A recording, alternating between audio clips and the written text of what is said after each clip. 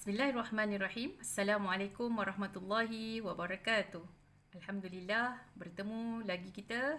Hari ini hari Khamis 18 Mac 2021 bersamaan dengan 4 Sya'ban 1442 Hijrah dalam PDPR Pendidikan Islam. Suka Ustazah ingatkan semua anak-anak satu azam yang beragama Islam, kita ada 27 hari lagi untuk bertemu dengan bulan Ramadan tahun ini. Jadi kepada anak-anak yang masih belum menghabiskan puasa-puasa yang perlu diganti, sila qada puasa dengan segera.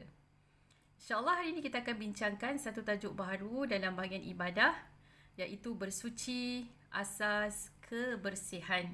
Anak-anak boleh rujuk buku teks, muka surat 101 hingga 106. Objektif pelajaran yang pertama, dapat menyatakan maksud bersuci dan dalil kewajipan bersuci, menyenaraikan 3 alat yang digunakan untuk bersuci, seterusnya dapat menjelaskan 3 kepentingan bersuci dalam kehidupan. Okay, jom kita mula dengan mengenali maksud taharah. Okay, taharah ialah bersuci. Taharah perkataan bahasa Arab yang bermaksud suci dan bersih. Dari segi istilah pula, taharah ialah suci dan bersih daripada hadas dan najis. Ustazah ulang lagi sebab tak nampak bawah tu kan. Okay, taharah dari segi istilah ialah suci dan bersih daripada hadas dan najis. Bersuci hukumnya wajib, mesti buat. Berdasarkan ayat 222 dalam surah Al-Baqarah, Bismillahirrahmanirrahim. Innallaha yuhibbut tawwabina wa yuhibbul mutatahhirin. Sesungguhnya Allah suka orang-orang yang banyak bertaubat dan membersihkan diri. Jadi hukum bersuci dalam Islam ialah wajib, mesti buat. Taharah ada 2 perkara. Yang pertama ialah mengangkat hadas. Hadas ada 2, hadas kecil dan hadas besar. Bila kita dikatakan berhadas kecil, selepas kita buang air kecil, buang air besar, buang angin, maka kita telah berhadas kecil. Sekiranya selepas itu kita nak bersolat ataupun memegang Al-Quran, kita wajib berwuduk untuk mengangkat hadas kecil tersebut. Okay, hadas besar pula, contohnya keluar haid atau keluar mani. Jadi untuk mengangkat hadas besar, kita mesti mandi ataupun kita wajib mandi. Mandi wajib. Kat tengah-tengah tu ada perkataan tayamum. Tayamum ini menggantikan wuduk dan juga mandi wajib sekiranya tidak ada air atau mudarat kepada anggota badan jika terkena air. Okay, seterusnya, taharah juga ialah menyucikan najis, membersihkan dan menyucikan najis. Ada 3 najis. Yang pertama najis ringan, najis mukhaffafah. Yang kedua najis sederhana, mutawassitah. Dan yang ketiga ialah najis berat, najis mughallazah. Apakah alat yang diharuskan kita guna untuk bersuci? Ada 3. Yang biasa kita guna ialah air.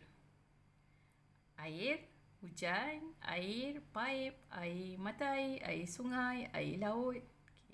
Kita gunakan untuk mandi, berwuduk, basuh baju dan sebagainya.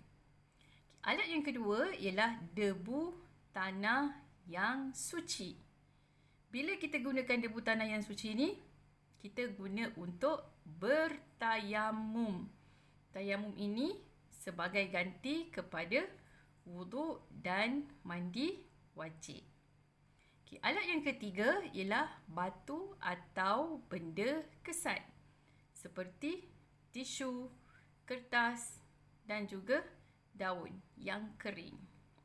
Bila kita boleh guna batu atau benda kesat ni, kita boleh guna untuk beristinja. selain daripada kita menggunakan air. Okay, anak-anak ingat istinja tu apa?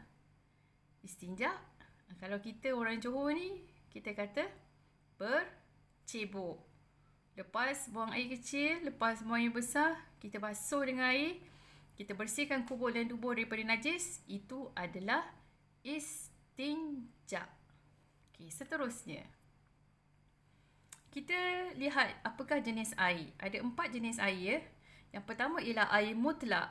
Air mutlak ialah air yang suci dan boleh digunakan untuk bersuci.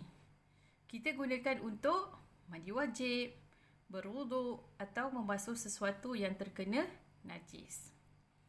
Okay, jenis air yang kedua ialah air mustakmal. Air mustakmal ialah air yang suci tetapi tidak boleh digunakan untuk bersuci. Sifatnya ialah air mutlak yang telah digunakan untuk bersuci. Okey, Ustazah jelaskan lagi. Kita tengok gambar sebelah kanan tu. Gambar lelaki sedang berwuduk, ya. Dia berwuduk menggunakan air paip, air mutlak. Tetapi air basuhan wuduk yang jatuh dalam baldi itu sudah jadi air mustakmal. Air dalam baldi tu kita tak boleh gunakan untuk berwuduk ataupun untuk mandi wajib. Okay, jenis air yang ketiga ialah air musyammas. Air musyammas ialah air yang disimpan di dalam bekas logam yang terdedah kepada cahaya matahari, kecuali bekas emas dan perak. Okay, air musyammas ni boleh digunakan tetapi hukumnya makruh jika digunakan ketika panas. Kenapa makruh? Kerana boleh mendatangkan kerosakan ataupun kemudaratan kepada kulit. Okay, jenis air yang keempat ialah air mutanajis. Air mutanajis ialah air yang dimasuki atau terkena najis. Tidak sah bersuci dengannya dan tidak boleh diminum. Okay, seterusnya. Apakah perbezaan di antara suci dan bersih? Bersih lain, suci lain.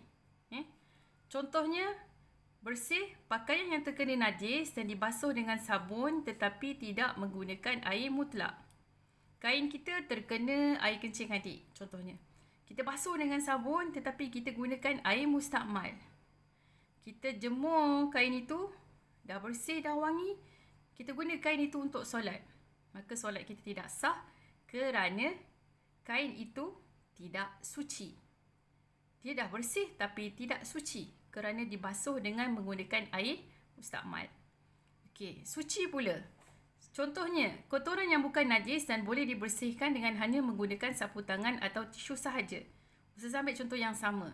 Kain kita terkena lumpur. Kemudian kita nak solat. Kita bersihkan dengan tisu, kita lap-lap sikit, kemudian kita solat. Solat kita sah ataupun tidak? Sah. Kerana lumpur tadi dia adalah kotoran. Dia suci walaupun dia tidak bersih.